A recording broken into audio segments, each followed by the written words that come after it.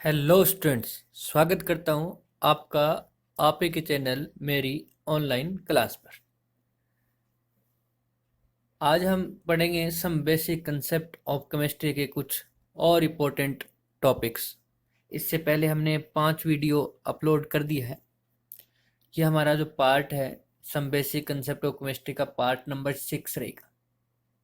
ये जो है हमारे पास कौन सा पार्ट है, 6 पार्ट रहेगा, जिसके अंदर हम स्टोक्योमेट्रिक के बारे में पढ़ेंगे। ठीक है, तो चलिए स्टार्ट करते हैं आज का लेक्चर।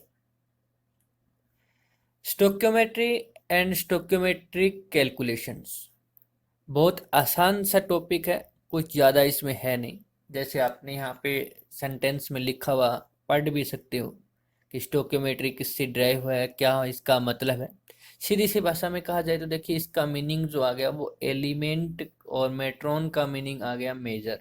यानी एलिमेंट को जो मेजर करके बताएगा कि कितना एलिमेंट लेंगे तब क्या बनेगा, उनके बीच में क्या रिलेशंस हैं, कैसे हम उस रिएक्शन के बारे में पूरी इंफॉर्मेशन ले सकते हैं। तो उस एलिमेंट के मेजर की पूरी इंफॉर्मेशन देगा, उसी को हम बोलते हैं stoichiometry. Stoichiometry deals with the calculation of mass, sometime volume also. आप वहाँ पे वॉल्यूम भी ले सकते हो अगर गैसियस स्टेट में है आपका, अगर रिएक्टेंट और प्रोडक्ट, तो आप वहाँ पे वॉल्यूम का भी यूज कर सकते हो। Of the reactants and the products, तो मैंने आपको बताया था कि ज़्यादातर ये कैलकुलेशन करता है मास का, बट अगर आपके पास रिएक्टेंट और प्रोडक्ट गैसेज है तो आप वॉल्यूम का यूज कर सकते हो। Involve in a chemical reaction, एक एग्जांपल लेते हैं, उसके बाद कैलकुलेशन का भी आपको तरीका बताएंगे, क्योंकि सबसे पहले आपको इन्फॉर्मेशन होना जरूरी है।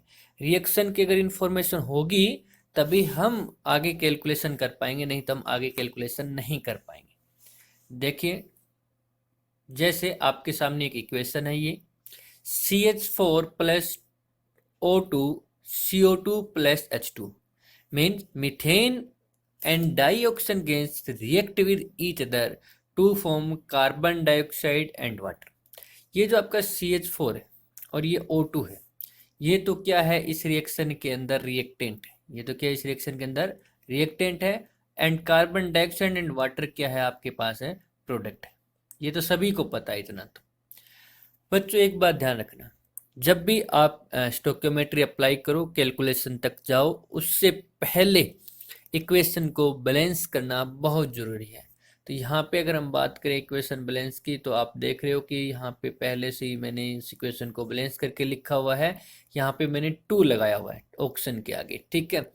तो ये ऑलरेडी आपकी इक्वेशन जो है वो बैलेंस है। अगर ऐसा नहीं है तो आप इक्वेशन को बैलेंस करेंगे। Here, methane and dioxin are called reactants and carbon dioxide and water are called products। तो ये तो हमें पता ही है जनरल तौर पर।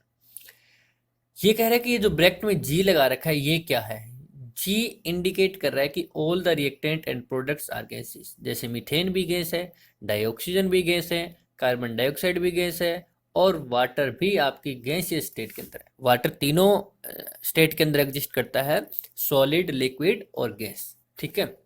वाटर वेपर्स हो गए, वाटर खुद लिक्विड स्टेट में हो गया, आइस सॉलिड हो गया, बट यहाँ पे क्या है, H2O गैसियस स्टेट में।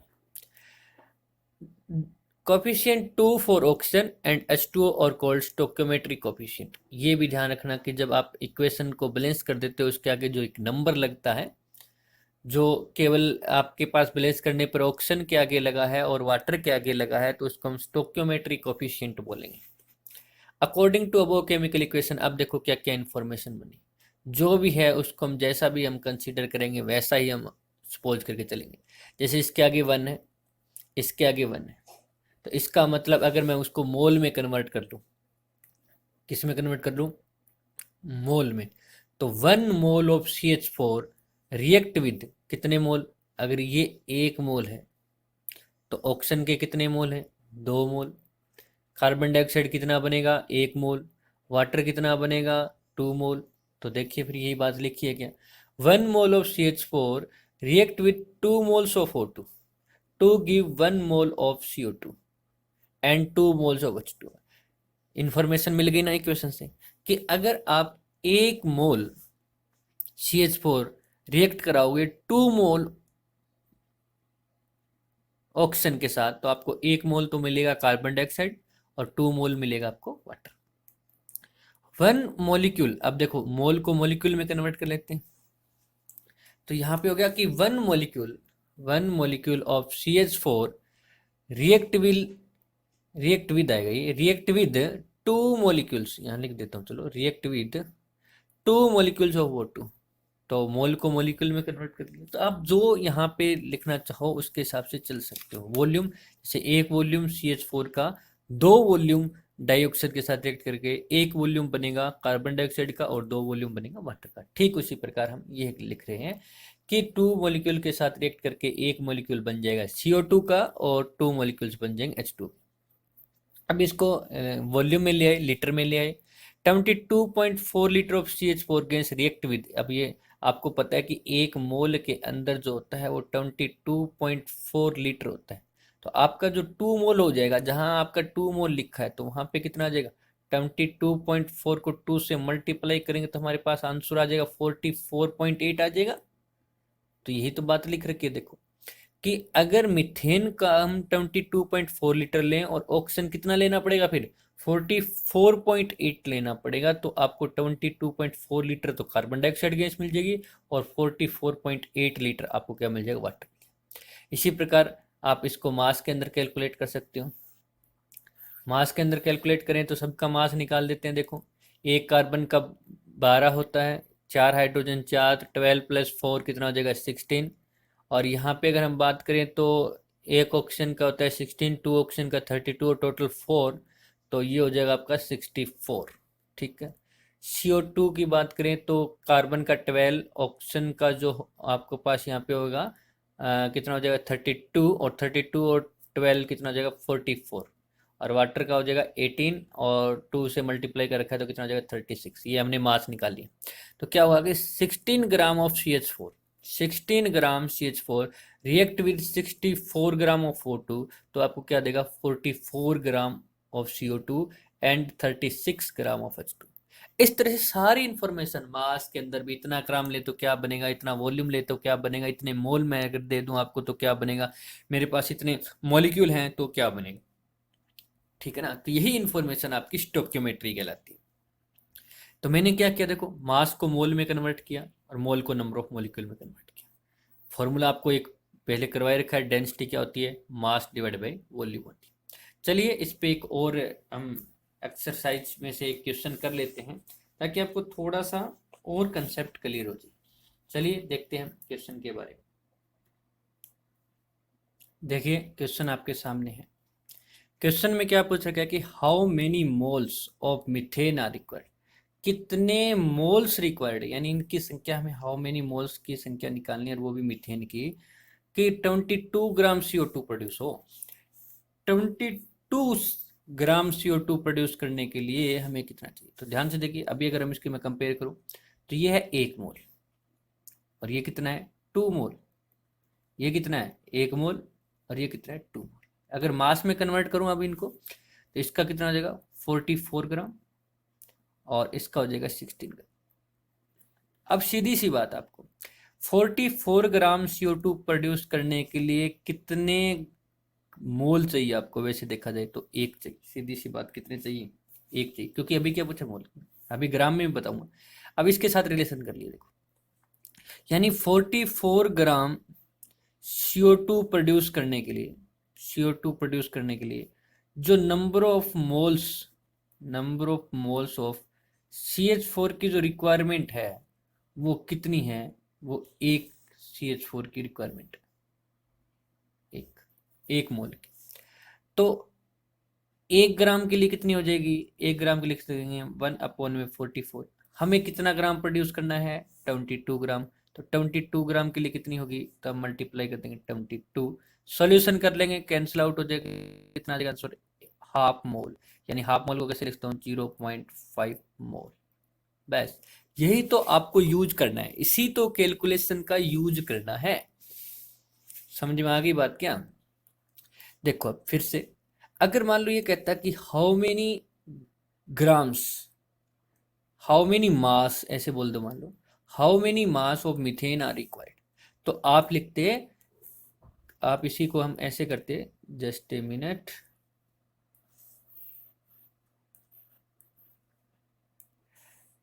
कि 44 ग्राम के लिए आपको मीथेन कितना चाहिए, 16 चाहिए।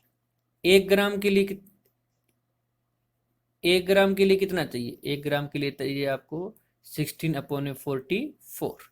आपको कितना चाहिए, 22 ग्राम अगर CO2 प्रोड्यूस करना है तो कितना चाहिए, तो मल्टीप्लाई कर देंगे 22 से, यहाँ से करेंगे तो आपका आंसर आ जाएगा 8।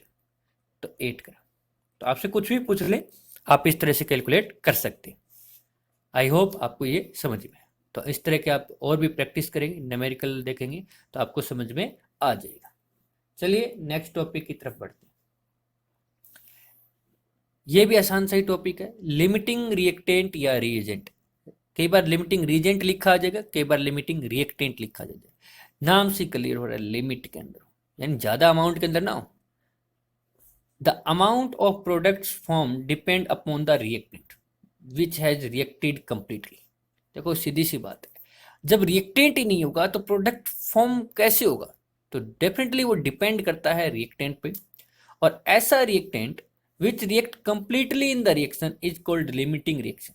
और ऐसा आपके पास कोई रिएक्टेंट रिएक्शन के अंदर जो पूरी तरह से खर्च हो जाए, रिएक्शन में कुछ बचे ही ना, उसको हम क्या बोलते हैं, लिमिटिंग रिएक्टेंट या फिर लिमिटिंग रिएजेंट।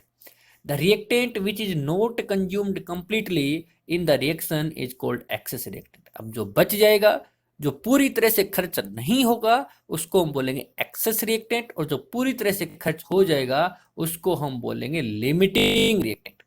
तो सिंपल सी डेफिनेशन होगी, the reactant which is completely consumed in a chemical reaction is called limiting reagent या रिएक्टेंट, और जो बच गया है, जो कंप्लीटली कंज्यूम नहीं हुआ है, उसको हम बोलेंगे एक्सेस रिएक्टेंट। ओके, ये बात समझ में आई। जैसे एक एग्जाम्पल से हम क्लियर करते हैं। जैसे कोई रिएक्शन दे रखी है आपको, A+B2 A+B2 to form AB2। अब इसके बारे में इंफॉर्मेशन होनी चाहिए। पहले तो इक्वेशन को बैलेंस करेंगे, तो बिल्कुल बैलेंस करेंगे। इसका मतलब क्या कह रहा है, अब इंफॉर्मेशन क्या क्या देख लीजिए। 1 मोल A का 1 मोल B का कंबाइन करके 1 मोल क्या बन रहा है आपको, AB2 बन रहा है। 1 मोल क्या बन रहा है, AB2 बन रहा है। ठीक है, एक एटम A का और B के कितने एटम, 2 एटम की बात करो, 2 एटम, ये मिलकर क्या बना रहे हैं आपके पास, AB2 एक बना रहा है, एक मॉलिक्यूल बना रहा है किसका, AB2 का। ठीक है, और ये आप कहो तो एक एटम, ये एक मॉलिक्यूल, एक एटम और ये एक मॉलिक्यूल मिलकर क्या बना रहा है, एक मॉलिक्यूल बना रहा है। तो ये ऐसी इन्फॉर्मेशन हमें पता होनी चाहिए, कन्वर्ट करना चाहिए हमें, मास मोल को और वॉल्यूम में भी कन्वर्ट होना चाहिए। जैसे आपको दे दें 300 एटम्स ऑफ A, इनका रेशो पता चल गया। ठीक है, क्या रेशो इनका, एटम में 1:2 है, एटम की बात करोगे तो 1:2 है, एटम और मॉलिक्यूल की बात करोगे तो 1:1 है, और मोल की बात करोगे तो भी 1:1 है। तो पहले आपको स्टेटमेंट में देगा 300 atoms of A 300 atoms of A plus 200 molecules of B 200 molecules of B। तो अब एटम है और यहाँ मॉलिक्यूल है, तो एटम और मॉलिक्यूल का रेशो कितना है, 1:2 है, यानी 300 के लिए 600 चाहिए भाई। अगर ये पूरा 300 चाहिए तो 600 चाहिए, इसका लिए कम है, पहले इस पे आए थे। 200 के लिए 200 के इधर कितने चाहिए आपको, 100 ही चाहिए। अब 200 तो बच जाएगा ना, जब ये 200 मॉलिक्यूल 1:2, अगर मैं 100 लूँ एटम लूँ तो ये कितने चाहिए मॉलिक्यूल, 200 चाहिए। अब जब ये बी बचेगा ही नहीं, बी के 200 के 200 मॉलिक्यूल यूज हो गए, कब है, जब आपके 100 एटम यूज हुए। ए एटम के 100 एटम, ए के 100 एटम अगर यूज हुए तो आपके 200 मॉलिक्यूल ऑफ बी तो यूज हो गए। अब बी तो बचा ही नहीं, क्या बचा है, ए। तो ए जो है वो क्या हो जाएगा, ए एक्सेस रिएजेंट हो जाएगा, और जो बी है वो क्या हो जाएगा पास है, लिमिटिंग रिएजेंट हो जाएगा। ए एक्सेस हो जाएगा और बी क्या हो जाएगा पास, लिमिटिंग हो जाएगा। और एग्जांपल देखते हैं, देखिए जितनी प्रैक्टिस करोगे उतना ही समझ में आएगा। और कंडीशन क्या दे सकता है आपको, 2 mole of A, 2 mole of A plus 3 mole of B. अब देखो मोल का क्या रेशो है, 1:1, यानी 2 मोल में 2 मोल ही खर्च हो जाएंगे किसके, बी के, 1:1 में खर्च होगा। अब ये ए पूरी तरह से खर्च हो गए, 2 मोल यूज हो गए, पर इसके भी 2 यूज हो गए, पर इसके है कितने, 3 दे रखे थे, यूज कितने हुए 2, और ये 2 में से कितना हो गया 2। तो जो ऊपर देखो क्या लिखा है, जो कंप्लीटली कंज्यूम हो जाए, कंप्लीटली कंज्यूम हो जाए, ठीक है ना। तो ए कंप्लीटली कंज्यूम हो गया, तो इस केस में ए आपका क्या हो जाएगा, लिमिटिंग रीजेंट हो जाएगा। ए क्या हो जाएगा, लिमिटिंग, और बी कौन सा हो जाएगा आपका, एक्सेस रीजेंट हो जाएगा। आ रही है बात समझ में। तो बिल्कुल इसी तरीके से करना है, आसान सा टॉपिक है, कोई मुश्किल काम नहीं है, आप आसानी से फाइंड आउट कर सकते हो। और देखिए 100 atoms of A, 100 atoms of A plus 100 molecules of B, 100 molecules of B. इसमें देखिए एटम और मॉलिक्यूल का रेशो 1:1, 100 के साथ 100, 100 एटम लेंगे तो 100 मॉलिक्यूल, तो दोनों ही खर्च हो जाएंगे पूरी तरह से। तो यहाँ पे ए और बी दोनों ही, ए और बी दोनों ही आपके लिमिटिंग रीजेंट होंगे। तो जरूरी नहीं है कि ए की लिमिटिंग रीजेंट होगा, क्योंकि लिमिटिंग रीजेंट वही है जो कंप्लीटली कंज्यूम हो जाए, जो रिएक्टेंट रिएक्शन के अंदर कंप्लीटली कंज्यूम हो जाए वही आपका लिमिटिंग है। तो यहाँ पे ए और बी दोनों कंज्यूम हो चुके हैं, तो दोनों ही यहाँ पे लिमिटिंग रीजेंट, ठीक है।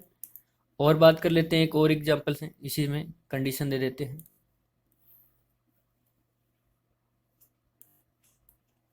5 mole of A, 5 mole of A plus 2.5 mole of B. तो मोल और मोल का रेशो देखिए क्या होगा, 1:1। ये पहले स्टोक्योमेट्री से निकालना पड़ेगा, ठीक है ना, ये मैंने स्टोक्योमेट्री से तो निकाला है। अब 2.5 मोल ऑफ बी, तो 2.5 मोल जब यूज होगा तब तक ए का भी कितना होगा, 2.5 यूज होगा, क्योंकि रेशो क्या है, 1:1 है। और ऐसा हुआ तो इसका मतलब ये तो जीरो हो जाएगा, पर ये अभी भी बचा हुआ है 2.5। इसका मतलब ए जो है वो तो हो गया एक्सेस, अभी बचा हुआ है, पूरी तरह से खर्च नहीं हुआ। और जो बी है वो बी हो गया आपका पूरी तरह से खर्च, तो ये हो गया लिमिटिंग, पूरी तरह से कंज्यूम होने के बाद लिमिटिंग रिएजेंट। तो आई होप आपको ये टॉपिक भी समझ में आ गया होगा। नेक्स्ट टॉपिक की तरफ बढ़ते हैं। नेक्स्ट टॉपिक आता है आपका solution. Solution in A chemistry is homogeneous mixture. मैंने आपको डेफिनेशन पहले ही करवा दी है, होमोजीनियस मिक्सचर क्या होता है। होमोजीनियस मिक्सचर के अंदर जब आप कोई दो या दो सब्सटेंस को मिक्स करते हो तो यूनिफॉर्म कंपोजिशन थ्रू आउट होता है। कौन सा कंपोजिशन, यूनिफॉर्म, मतलब एक जैसा आएगा, ऐसा नहीं है कहीं पे ज़्यादा कहीं पे कम, तो यूनिफॉर्म कंपोजिशन थ्रू आउट। और ये तभी हो सकता है जब मैंने आपको इसका तरीका भी बताया था, जिन्होंने पहली वीडियो नहीं देखे वो जरूर देख के आए, कंप्लीटली मिक्स हो जाए। जब कंप्लीटली मिक्स हो, जैसे शुगर को वाटर के अंदर मिक्स करते हैं तो आपके पास बन जाता है शुगर सॉल्यूशन। शुगर को जो वाटर के अंदर मिक्स करते हैं तो आपका बन जाता है शुगर सॉल्यूशन। तो ये जो शुगर है वो आपकी जो वाटर के अंदर कहीं भी देख लेना, आपके पास सेम अमाउंट के अंदर मिलेगी, यूनिफॉर्म कंपोजिशन मिलेंगे, उनके रेशो सेम मिलेंगे। तो होमोजीनियस मिक्सचर ही सॉल्यूशन है। इसका मतलब शुगर प्लस वाटर मैंने होमोजीनियस मिक्सचर बनाया, तो ये शुगर सॉल्यूशन नाम भी लिखा है इसके अंदर, और वैसे भी ये क्या बन गया, अब सॉल्यूशन बन गया। ऑफ 2 और मोर सब्सटेंस, 2 या 2 से ज़्यादा हो सकते हैं, in relative amounts that can be varied continuously up to what is called limit of solubility. यानी ऐसा नहीं है, सीधी सी भाषा में कहा जाए तो solution is a homogeneous mixture whose composition is vary within certain limit. एक लिमिट तक ही आप ऐड कर सकते हो। जैसे मान लीजिए मैंने एक बिकर के अंदर 100 ml वाटर लिया। कितना ml लिया, 100 ml H2O लिया, और इसके अंदर 1 स्पून शुगर डाल दिया, यानी 1 चम्मच शुगर डाल दिया। इसके बाद क्या होगा कि इसी 100 ml के अंदर मान लीजिए 2 स्पून शुगर डाल देता हूँ, 2 चम्मच शुगर डाल देता हूँ, तो फिर देखते हैं डिजोल्व हो जाती है, फिर 3, फिर 4, फिर 5, पर हम एक स्टेज ऐसी आ जाएगी हमारे पास कि जब उसमें शुगर डिजोल होना बंद हो जाएगी। इसका मतलब ये तो नहीं है कि शुगर डिजोल होना बंद हो गई है, बट हमें ऐसा क्यों लग रहा है, क्योंकि यहाँ पे एक कंडीशन आ जाती है, एक स्टेट आ जाती है, और उस स्टेट का नाम है इक्विलिब्रियम, जिसको हम डिटेल में पढ़ेंगे यूनिट नंबर 7, जिसका नाम ही आपका क्या है, इक्विलिब्रियम। तो इसमें क्या होता है कि शुगर जो डिजोल हुई है, जैसे मतलब शुगर डिजोल होकर शुगर सॉल्यूशन बना रहा है, ये रिएक्शंस आपकी ऐसे आ रही है, फॉरवर्ड में हो रही है, अब तो बैकवर्ड में भी हो रही है। इसीलिए हम ऐसा कह सकते हैं कि शुगर प्लस वाटर से शुगर सॉल्यूशन भी बन रहा है, बट शुगर सॉल्यूशन से शुगर प्लस वाटर भी बन रहा है। तो प्रोसेस तो चल रहा है, बट हम और अमाउंट में सोल्यूट को डिजोल नहीं करवा सकते। ये बात भी आपको ध्यान रखना है, एक लिमिट तक ही हम वेरी करवा सकते हैं। तो सॉल्यूशन समझ में आ गया। सॉल्यूशन के अंदर दो या दो से ज़्यादा सब्सटेंस हम यूज कर सकते हैं। होमोजीनियस होना चाहिए मिक्सचर, तभी हम सॉल्यूशन बोलेंगे, यानी दोनों पूरी तरह से घुल जानी चाहिए। और very within certain limit, उनके कंपोजिशन को आप वेरी करवा सकते हो विद इन सर्टेन लिमिट। और वो जो लिमिट है वो क्या कहलाएगी, लिमिट ऑफ सोलिबिलिटी। मतलब अब और लिमिट आ चुकी है सोलिबिलिटी की, अब आप सोलिबल नहीं करवा सकते। तो इस बात का भी आप क्या रखोगे, ध्यान रखोगे। ठीक है, जैसे मैंने एक एग्जांपल लेके बताया भी, अगर वाटर के अमाउंट के अंदर शुगर की अमाउंट बढ़ाते जाओगे, डिजोल करते जाओगे, फिर डिजोल होने के बाद फिर और अमाउंट ऐड कर दोगे, फिर डिजोल कर दोगे, फिर और अमाउंट ऐड कर दोगे, फिर डिजोल कर दोगे, ऐसा अगर कंटिन्यूसली करते रहे तो एक स्टेज ऐसी आएगी जब आपकी शुगर जो है वो वाटर के अंदर डिजोल नहीं होगी। उसको हम बोलेंगे लिमिट ऑफ सॉल्बिलिटी। तो उसी बेसिस पर सॉल्यूशन को हमने दो कैटेगरी में डिवाइड कर दिया। कितनी कैटेगरी में डिवाइड कर दिया है, दो कैटेगरी के अंदर हमने डिवाइड कर दिया है। Just a minute. अब वो दो कैटेगरी कौन कौन सी है उनको हमें देखना है।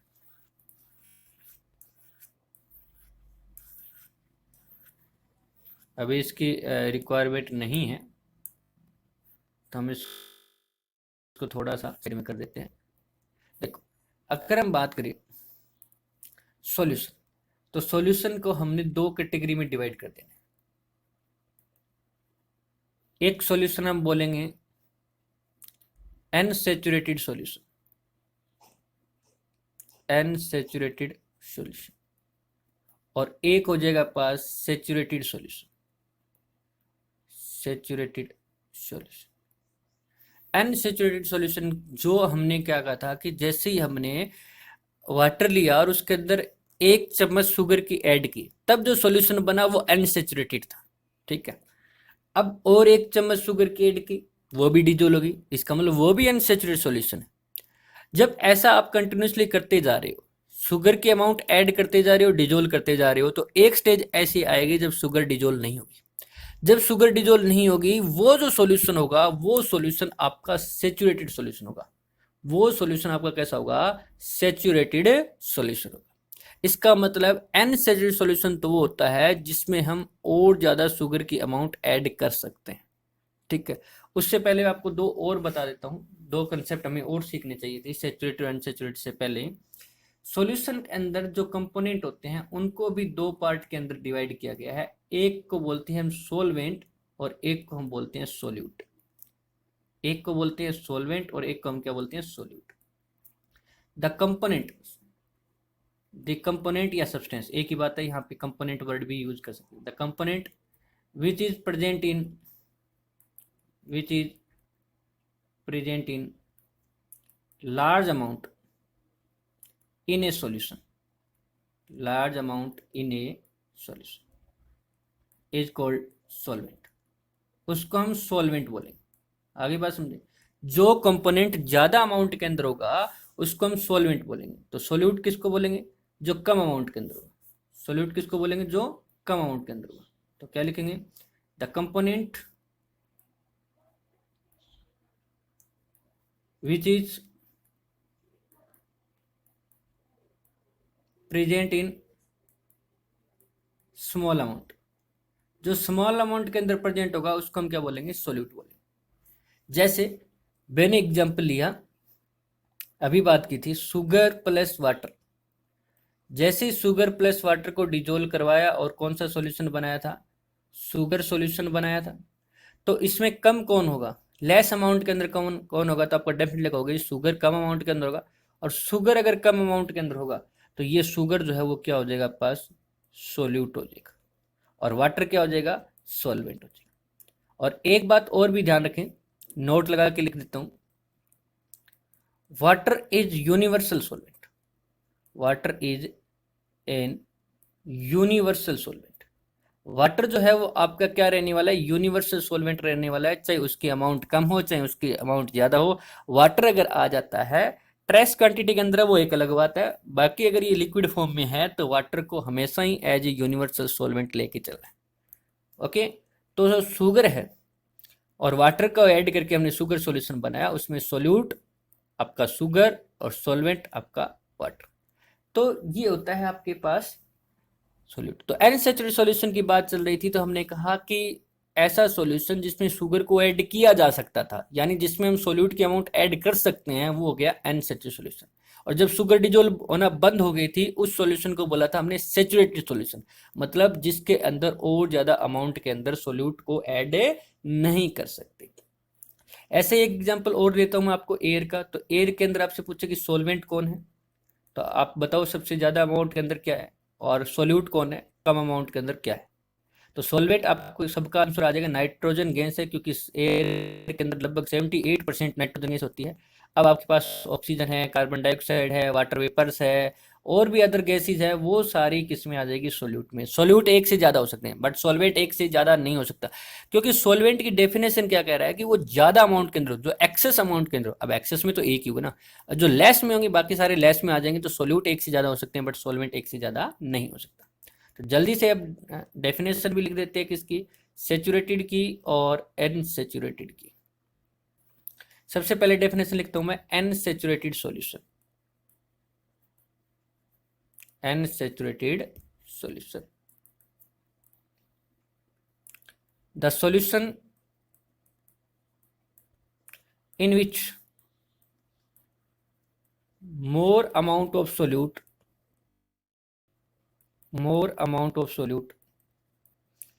can be dissolved is called unsaturated solution। जिस सॉल्यूशन के अंदर हम और अमाउंट सोल्यूट की ऐड कर सकते हैं उसको हम बोलेंगे अनसैचुरेटेड सॉल्यूशन। और दूसरा कौन सा जाए पास, सैचुरेटेड सॉल्यूशन। सैचुरेटेड सॉल्यूशन में क्या हो जाएगा, जिसमें हम और ज्यादा अमाउंट सोल्यूट की ऐड नहीं कर सकते। The solution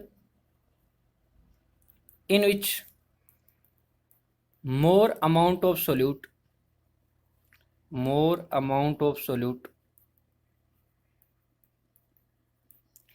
cannot dissolve is called saturated solution। ऐसे सॉल्यूशन को हम सैचुरेटेड सॉल्यूशन बोलेंगे। ठीक है, तो वही सॉल्यूशन आपका अनसैचुरेटेड हो सकता है, कंपोनेंट पे डिपेंड नहीं करता, केवल कंपोनेंट की अमाउंट पे डिपेंड करता है। अगर सॉल्यूट की अमाउंट बहुत ज्यादा हो जाती है, एक लिमिट तक पहुंच जाती है, यानी सॉल्यूशन आपका लिमिट ऑफ सोलिबिलिटी तक आ जाता है, वहां तक अप्रोच कर जाता है, तो आपका सॉल्यूशन कैसा होगा, सैचुरेटेड सॉल्यूशन होगा। पर अगर आपकी सोल्यूट की अमाउंट ऐड करी और वो डिजोल्व हो रही है, या पहले आपने स्मॉल अमाउंट सोल्यूट की डाली और डिजोल्व हो गया, डिजोल्व होते ही वो जो सॉल्यूशन प्रिपेयर हुआ वो सॉल्यूशन आपका अनसैचुरेटेड सॉल्यूशन होगा। पर जब सोल्यूट डिजोल्व होना बंद हो जाएगा तब वो सॉल्यूशन आपका कैसा बोला जाएगा, सैचुरेटेड सॉल्यूशन बोला जाएगा। और देखिए, और भी हम पार्ट बना सकते थे।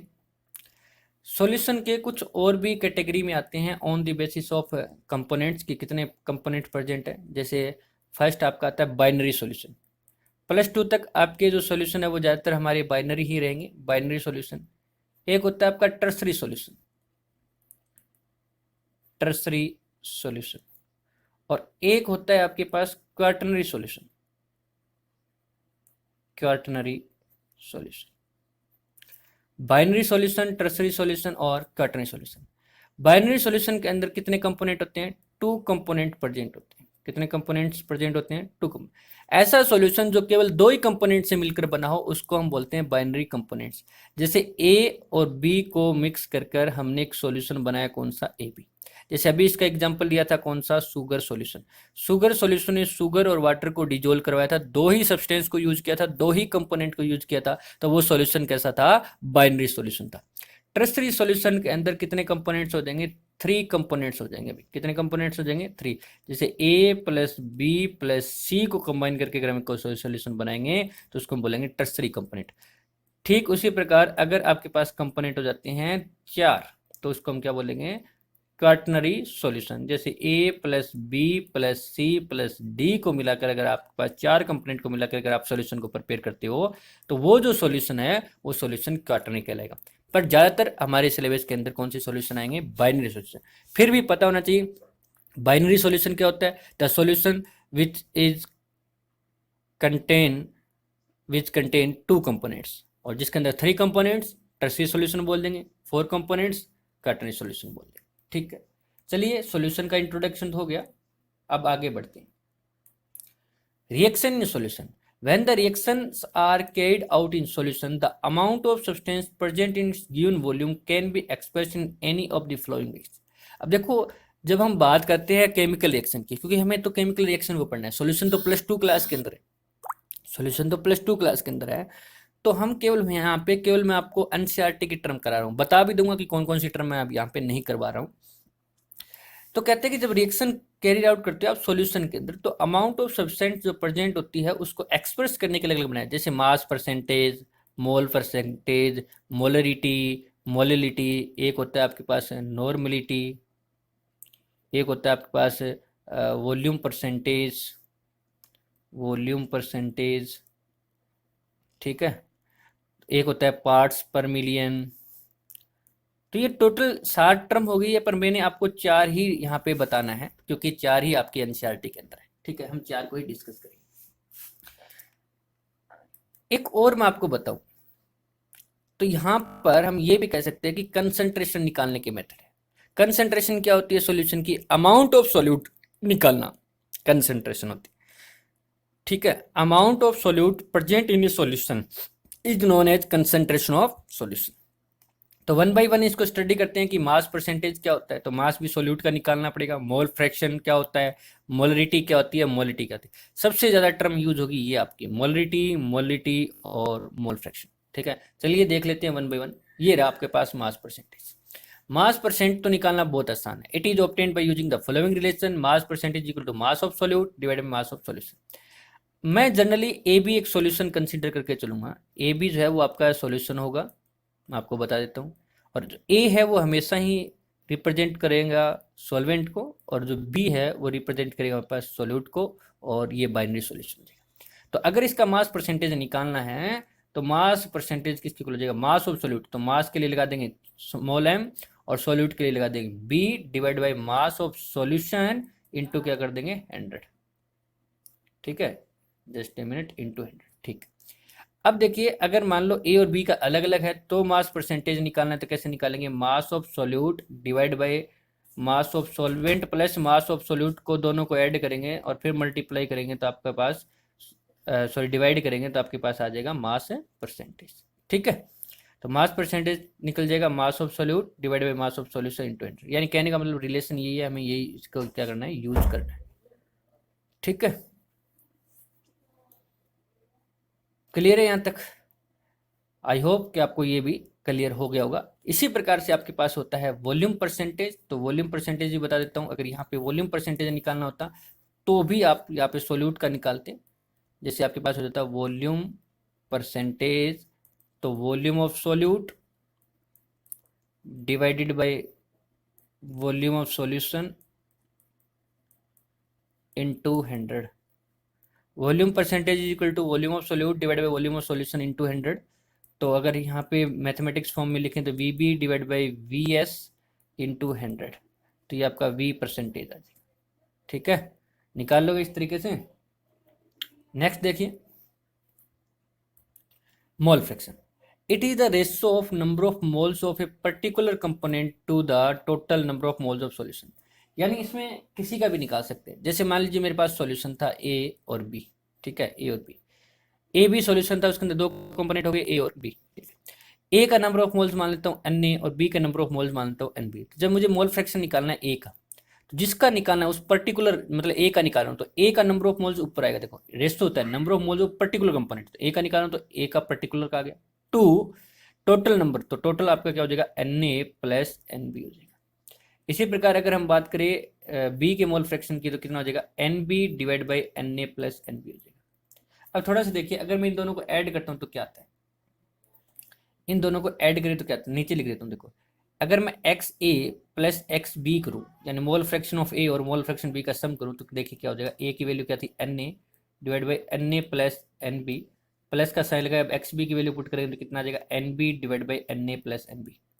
एलसीएम ले लीजिए, तो X A plus X B is equal to Na plus Nb divide by Na plus Nb, तो पहले से ही है।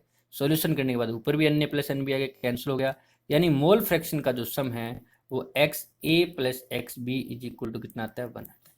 इसी प्रकार मान लीजिए आपके पास तीन कंपोनेंट है, ए बी और सी, यानी आपका जो सॉल्यूशन है वो कौन सा है, ट्रसरी सॉल्यूशन है। तो उसके लिए भी आप चेक कर सकते हो कि mole fraction of A plus mole fraction of B plus mole fraction of C is equal to कितना आएगा, 1 आएगा। यानी जितने भी कंपोनेंट सॉल्यूशन के अंदर प्रेजेंट है उनके सभी के मोल फ्रैक्शन का सम 1 आएगा। ये बात हमेशा रखना, चार कंपोनेंट है तो चार कंपोनेंट का मोल फ्रैक्शन का सम किसकी इक्वल आएगा, 1 की इक्वल आएगा। तो मोल fraction of solute in solution जैसे लिखा है, इसमें 1 और 2 से रिप्रेजेंट कर रखा है, कोई बड़ी बात नहीं है। ए हमारा 1 की जगह, बी हमारा 2 की जगह पर, तो ऐसे लिख देंगे N2 divide by N1 plus N2। Mole fraction आपने निकाला सॉल्यूशन, सॉल्वेंट का इन सॉल्यूशन, तो आपका 1 जो सॉल्वेंट को रिप्रेजेंट कर रहा था, हमारा ए रिप्रेजेंट कर रहा था, तो N1 divide by N1 plus N2। The sum of the mole fraction of the component is equal to 1, तो x1 plus x2 is equal to कितना हो जाएगा, 1 हो जाएगा। ठीक है, तो ये आपको रिलेशन जो है वो काफ़ी ज़्यादा इंपॉर्टेंट है, ये हमेशा ध्यान रखनी है, जो मैंने आपको एक रेक्टेंगल बॉक्स के अंदर उसको कैद कर दिया है। ठीक है, अब भागनी नहीं चाहिए, इसको माइंड कैद कर लो इसी तरीके से, x1 plus x2 is equal to 1। चलिए नेक्स्ट बढ़ते हैं, मोलरिटी क्या होती है। मोलरिटी आ गई आपके पास, it is defined as number of moles of solute dissolved in 1 litre solution. अगर मैं किसी का कहता हूँ कि मोलरिटी 2, मोलरिटी का m 2m है, इसका मतलब हो गया 2 मोल सोल्यूट डिजोल्ड है 1 लीटर सॉल्यूशन के अंदर, 1 लीटर के अंदर। आगे बात समझिए, क्या बोल रहा है कि नंबर ऑफ मोल्स, कितने number of moles solute dissolved हैं 1 लीटर सॉल्यूशन के अंदर, 1 लीटर सॉल्यूशन के अंदर कितने नंबर ऑफ मोल्स डिजोल्ड है, उसी को हम बोलते हैं मोलरिटी, उसी को ही हम बोलते हैं मोलरिटी। जैसे मान लो किसी ने लिखा 5m, इसका मतलब क्या हो गया, 5 mole of solute, 5 mole of solute dissolved in 1 litre solution, 1 litre solution. तो जितने भी number of moles of solute dissolve होंगे 1 लीटर सॉल्यूशन के अंदर, उसी को मोलरिटी बोल देंगे। 1 लीटर सॉल्यूशन के अंदर चेक कर लो कितने नंबर ऑफ मोल्स डिजोल्व हैं सोल्यूट के, वो number of moles of solute ही क्या कहलाएंगे, मोलरिटी कहलाएंगे। नीचे मैंने लिखा भी है। चलिए अब इसको थोड़ा सा कैलकुलेट कर लेते हैं। कैलकुलेट करना कोई मुश्किल नहीं, मैं ये कहता हूँ, बताइए कि 5 लीटर के अंदर, 5 लीटर सॉल्यूशन के अंदर 50 मोल सोल्यूट के डिजोल्व है, 50 मोल सोल्यूट के डिजोल्व है। आप बताइए कि मोलरिटी क्या होगी, तो आपको जी आपको तो ये बताना है कि number of moles of solute 1 litre के अंदर कितने होंगे, है ना। 5 लीटर के अंदर कितने, 50, तो मैं ऐसे लिख दूं 5 लीटर के अंदर 50 है, 1 लीटर के अंदर कितने होंगे, तो 50 डिवाइड बाई 5, तो ये कितना आ जाएगा, प्लस 10, तो आपका आंसर आ जाएगा 10 होगी। तो ऊपर क्या लिखा आपने, नंबर ऑफ मोल्स लिखे, नीचे क्या लिखा, वॉल्यूम लिखा सॉल्यूशन का, जो मैंने देखा था 5 लीटर। तो ये तो डेफिनेट मैथमेटिकल फॉर्म या आपका फॉर्मूला बन गया, molarity is equal to number of moles of solute divided by volume of solution litre. ये जरूर ध्यान रखना, ये बहुत इंपॉर्टेंट है। लीटर के अंदर, कई बार एमएल के अंदर देगा, क्योंकि केमिस्ट्री में स्मॉल क्वांटिटी यूज होती है, और एमएल के अंदर देगा तो उसको लीटर में कन्वर्ट करना जरूरी होगा। चलिए इस पे और हम देख लेते हैं। मान लीजिए कुछ हम कंसीडर करके भी चलें, जैसे मान लीजिए आपका सॉल्यूशन वही ए बी कंसीडर करके चलें, ए सॉल्वेंट होगा बी सोल्यूट होगा, इसमें कोई दो राय नहीं है, बार बार लिखने की जरूरत नहीं है। तो मान लीजिए आपका स्मॉल एम में मास हो जाएगा ए का, स्मॉल एम बी मास हो जाएगा बी का, और कैपिटल एम ए आपका मास हो जाएगा, मोलर मास हो जाएगा, जो इसका जैसे मोलिकुलर मास निकालते थे हम, मोलर मास हो जाएगा किसका, ए का। एम बी क्या हो जाएगा आपके पास, मोलर मास हो जाएगा किसका, बी का। और Na क्या हो जाएगा, नंबर ऑफ मोल्स हो जाएंगे ए के, नंबर ऑफ मोल ऑफ ए। और आपको पता है कि यहाँ से हम Na की वैल्यू निकालेंगे तो फॉर्मूला होता है given mass divide by molar mass, तो ये निकल जाएगा। Nb क्या हो जाएगा, number of mole of B हो जाएगा। तो Nb इज इक्वल टू कितना हो जाएगा, given mass of B divide by capital MB, कुछ भी हम कंसीडर कर सकते हैं जो जो हमें रिक्वायरमेंट है। और V आपका वॉल्यूम ऑफ सॉल्यूशन। ठीक है, इसके अंदर देखिए पुट करेंगे तो कैपिटल M की वैल्यू कितनी आएगी, capital M is equal to क्या आएगा, number of moles of solute का सिंबल क्या बन गया NB डिवाइड बाय क्या हो गया V, और V किसके अंदर आना चाहिए, लीटर के अंदर। मान लीजिए M is equal to NB divide by V in ml होता, तो आप लीटर में कन्वर्ट करने के लिए इसको 1000 से डिवाइड करते हैं। हमारा मेन डिवाइड तो ये है, ठीक है, तो डबल डिवाइडेड होकर इसका सिंप्लीफिकेशन करेंगे तो कितना हो जाएगा, NB divide by V into कितना हो जाएगा 1000। समझ आ गई बात। तो ये रिलेशन मैं यहाँ लिख देता हूँ, जस्ट ए मिनट। हमारा फॉर्मूला क्या बन गया, capital M is equal to NB into 1000 divide by V, ये आपकी एक रिलेशन बन गई। पर V है यहाँ पे किसमें, ml के अंदर। अब अगर इसकी यूनिट निकालनी हो तो यूनिट हो जाएगी नंबर ऑफ मोल्स, ऊपर है तो मोल की तो मोल होता है, और नीचे हमने लीटर में लिख दिया, क्यों ml में तो अभी लीटर में कन्वर्ट तो कर दिया, तो इसका मतलब ये क्या बन गया, मोल पर लीटर, मोल पर लीटर। और आपको पता होना चाहिए इसकी यूनिट हम मोलर भी बोलते हैं, ऐसा यूनिट मोलर भी बोलते हैं और 1 मोल पर लीटर भी बोलते हैं। यानी 1 मोल पर लीटर को ही हम क्या बोलते हैं, 1 मोलर। जैसे मान लो आपका आंसर आ गया 3 मोलर, 3 मोलर का मतलब हो गया 3 मोल पर लीटर। अब 3 मोल किसके हैं, ये 3 मोल के हैं सोल्यूट के, 3 मोल किसके हैं, सोल्यूट के हैं, डिजोल है किसके अंदर, 1 लीटर सोल्यूशन के। 3 मोल सोल्यूट के डिजोल है किसके अंदर, 1 लीटर सोल्यूशन के अंदर। तो 3 मोलर का मतलब यही होगा 3 mole of solute dissolved in 1 litre solution. ठीक, इसका हम और भी सिंप्लीफिकेशन कर सकते हैं, जैसे अभी मैंने आपको बताया कि NB की वैल्यू पुट कर सकते हैं यहाँ पे। अभी मैंने स्लाइड में निकाला था, NB की वैल्यू क्या आई थी, WB लिख दो या स्मॉल MB लिख दो डिवाइड बाई कैपिटल MB। तो यहाँ से M की वैल्यू निकालेंगे तो ये NB की वैल्यू यहाँ पे पुट करेंगे तो कितना आ जाएगा, WB divide by MB into 1000 divide by V। इसका सिंप्लीफिकेशन कर लेंगे तो कितना आ जाएगा, WB into 1000 divide by capital MB into V। तो ये भी आप रिलेशन यूज कर सकते हो। तो आपके सामने 2 फॉर्मूले हैं, आप चाहो जो भी यूज कर सकते हो। वो डिपेंड करेगा एज ए न्यूमेरिकल प्रॉब्लम पे, और वैसे भी डिपेंड करता है कि हो सकता है आपने नंबर ऑफ मोल्स पहले इस फॉर्मूले से निकाल लिया हो और फिर आप यहाँ पे इक्वेशन फर्स्ट के अंदर पुट कर रहे हो, तो वो तो आप पर डिपेंड है आप कैसे उस इक्वेशन को यूज करते हो। तो आई होप आपको मोलिटी भी समझ में आ गया हो। तो इस तरीके से आप मोलिटी भी निकाल सकते हो। अब बढ़ते हैं नेक्स्ट, और लास्ट टर्म आ जाती है आपके पास मोलिटी।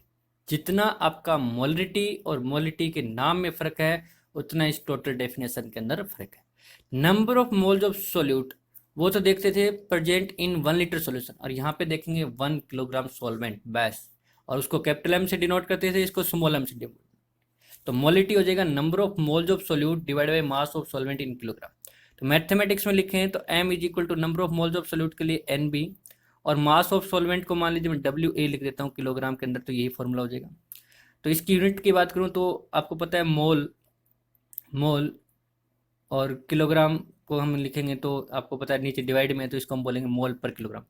और इसकी ऐसा यूनिट मोलल भी हो सकती है, और एक मोलल 1 मोल पर किलोग्राम, यानी आपका आंसर आ जाता है कोई 2 मोलल। 2 मोलल का मतलब क्या हो गया, 2 मोलल का मतलब हो गया 2 mole of solute, 2 mole of solute dissolved in